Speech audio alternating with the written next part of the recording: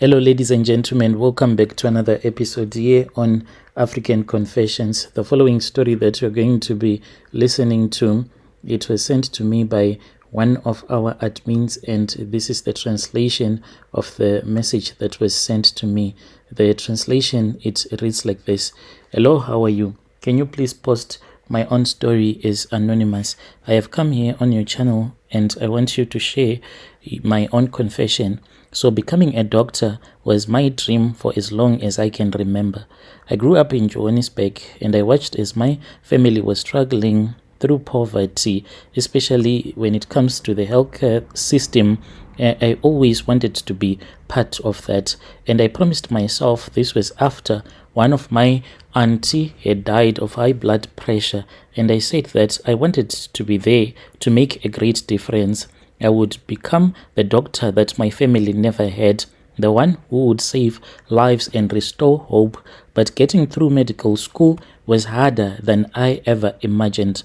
All those dreams that I had as a little girl, at that time when I was going through medical school, that was when I saw that it was really hard. And by the time that I reached my practicals at a government hospital, I was no longer that same person who had entered the doors of that university full of ambition and hope.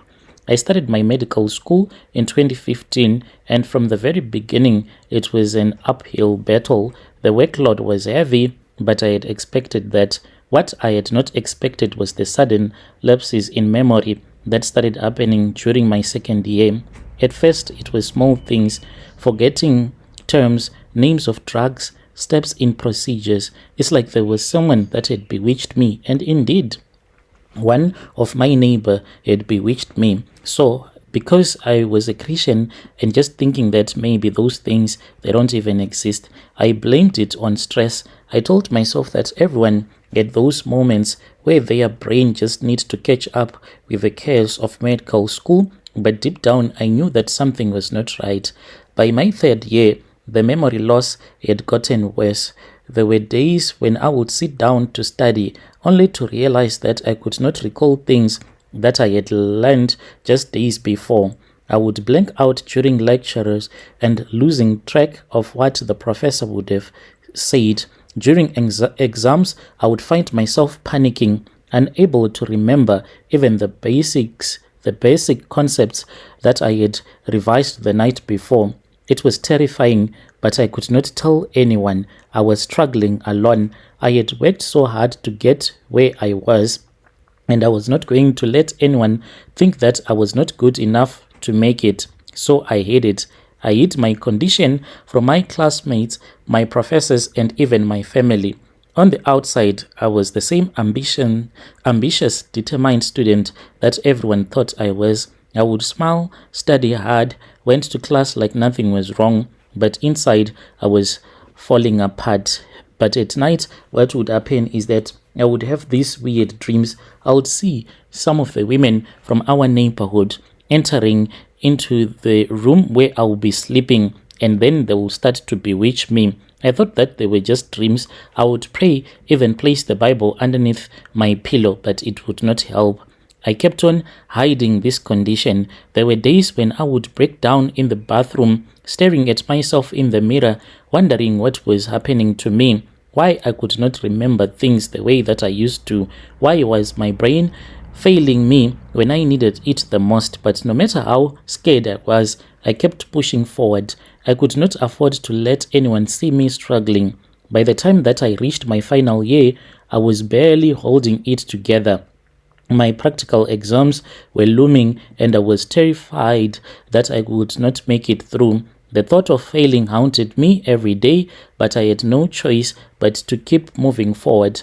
My family was counting on me. I had invested too much into this dream to let it slip away. In 2020, during my final year, I was assigned to do my practical rotations at a government hospital.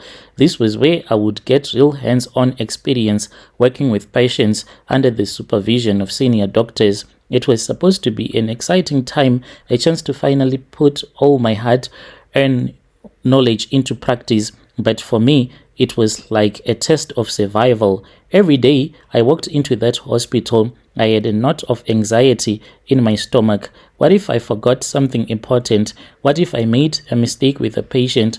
What if the senior doctors noticed my struggles and reported me to the board?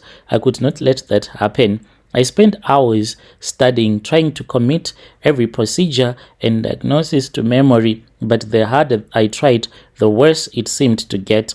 I felt like my mind was betraying me, slipping further away each time I needed it the most. I became more withdrawn, more isolated from my other peers, afraid that someone would notice how much I was struggling. Then came the day that changed everything. The day that I met Dr. Moyo, a senior doctor who was from Zim, who had been at the hospital for many, many years. He was respected by everyone, known for his skills and calmness. He was always there trying to assist us, but there was something else about him that no one really talked about. There were some people who said that he had powerful connections with traditional healers and he was involved in other things that did not have anything to do with medicine. But I just thought that maybe it was just people gossiping. It was during one of my rotations in the emergency department. I was struggling to remember the proper procedure for stitching up a wound. My hands were shaking and was nervous as I tried to recall the steps that I had learned in class. That was when Dr. Moyo, not his real name, approached me and he was like, "You seem tense," he said, his voice calm but probing. "Is everything all right?" I was really nervous at that time. He kept on watching me close and he said, "You seem tense." And when I turned around, I saw that it was him. He said, "Is everything all right?" I forced a smile, trying to mask the panic that I was feeling. "Yes, doctor, just a bit nervous, that's all." He watched me closely, his eyes narrowing as if he could see through my lies. "Nervousness is normal, but you look like someone who's carrying more than nerves. Is there something that you are not telling me?" I froze, my heart racing. Could he tell? Did he know about my memory lapses? I quickly shook my head, trying to dismiss his concern, and I was like, "No, doctor, I am fine." But he kept on going on and on about me not being okay, as if he was sensing spiritually that there was something that was not okay with me. I was not fine, but somehow I think that he knew. Over the next few weeks, Dr. Moyo began paying more attention to me. He would stop by during my shifts, asking how I was doing, watching me as I worked. At first, I thought that he was just being kind with me, maybe trying to mentor me, but there was something about the way that he looked at me, something unsettling that I could not quite put my finger on. Then one day, that was when he came to me and he told me that he had been praying. That is how he first lied to me. He said that when he was praying, God had revealed to him that there were things that had been done to me by our neighbors, and those things needed to be corrected. Otherwise, I was going to fail. For my neighbors, they wanted to laugh at my parents the moment that I was going to fail. So after that day in the emergency room, everything changed. I should have known something was wrong with him. He started paying more attention. His concern, which had once seemed professional, began to feel like he was invading my space. He would watch me, asking too many questions, and seemed to know things about me that I had not even told anyone. One evening, as I was finishing my shift, he approached me in the hallway and he said, "I know what you are going through." He said softly, "I know about the memory problems you are struggling. Are you not?" My heart skipped a bit. How did he know? I had not told a soul about my condition. Yet here he was, saying out loud that I had been trying to hide for years. "I can help you," he continued. His voice was calm. "I have seen it before. Many bright students like you, they struggle with similar issues, but there are ways to get through it. There are other methods, African spiritual methods, to finish my practicals, to become the doctor that I had always been dreaming of." So I listened to him. He invited me to his office, away from the eyes of the hospital staff. inside, it was really different. This man, I knew that there was something that he wanted to tell me, and he was like, you do not have to be afraid. All that we are going to do is we are going to try to communicate with your ancestors to see if there is anyone that has been bewitching you, because the way that you are acting as if there is something that is following you around. He said some sort of like a spirit that he had been following me around. He handed me a small plastic that was full of some herbs that I was supposed to use to bath with them each and every time when I would go to bed. And when I returned to work, he said, keep it with you at all the times. Place it under your pillow when you sleep. I told him that I used to place the Bible underneath my pillow, and he said that does not work, but this is going to work for you. Your mind will clear and your success will follow. I was skeptical, but I was desperate, so I did everything that he had asked me to do. That night I placed that plastic that had the herbs underneath my pillow, and I was hoping. Then the dreams started immediately. At first, they were just confusing images, faces of people that I did not recognize, voices speaking in languages that I could not understand. But then the dreams became more vivid. I saw this man who had assisted me, and I would wake up in the middle of the night and I would see myself not being in my room. It would be like a flash. Then I would be returned back into my room again. Then there was this other night when it really happened. I woke up and I saw that I was standing in the middle of a cemetery. I was holding a hyena's tail. I froze when I saw that I was in the middle of a cemetery. I was naked and I was scared and I started screaming. The moment that I screamed, that was when I saw the doctor. He was with other women as well as other naked men, and he told me not to scream, otherwise I was going to wake up some spirits that I could not control, and those spirits, they would follow me. He welcomed me to the club and he said, welcome, Tsepo. He said, this is your initiation. So I was being initiated into witchcraft. I tried to speak, but no words came out. I could not move. I felt as if I was trapped, just holding that hyena's tail. Then they led me to this other grave. I saw that it was a fresh grave. Maybe the people had buried their loved one in the afternoon. Then I was told that I had to jump on that.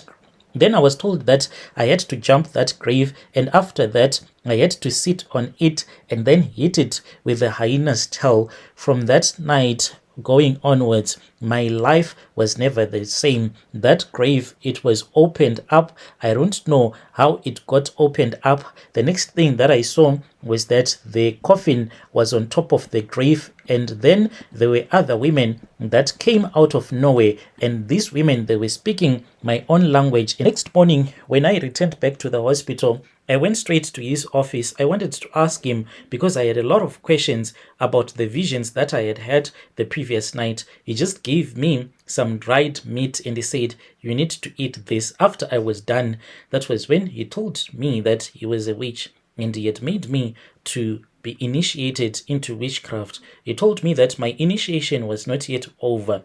The night when I was totally initiated into witchcraft, I had to sleep with 7 different men. We did this in the spiritual realm, but when I woke up, I saw that their sperms were still coming out of my private parts. That is how I started being a witch. Until this day, I am still a witch. There was this other fellow student who was really brilliant, too brilliant. She was excelling in everything, outperforming all of us. And the doctor, even though he seemed as if he liked her, but he confessed to me that he did not like her. He saw her as a threat, someone that needed to be dealt with. And then I was given a charm, and he said, this will take care of her. Make sure that she touches it and she will fall. I did not want to do it, but there was this other spirit that was now possessing me little by little. So I took the charm and I made sure that this girl, she touched it during one of our study sessions. Within days, she fell ill, terribly ill. She fell ill and she was really ill. She could not concentrate could not study. Soon she was failing her exams. No one could even explain what was happening to her, but I knew that I was the one who had helped the doctor to bewitch her, and I knew that it was my fault. She eventually dropped out of medical school, a bright future destroyed, and I became a doctor, but not an ordinary doctor. I have learned from this doctor. He has stayed with me. At night, we meet up with other women and other men as well. He always teaches me how to use charms, rituals, and more about witchcraft. I have been to his country. We do fly there at night. And when we fly at night, we use this bread that is called fakumoya in our language. So we get inside that bread and we fly around as we are bewitching people. Dear listeners, right there was a message that was sent to me by one of our dear sister. She helped us with this translation. Strange things indeed, they do happen in this world. Yo.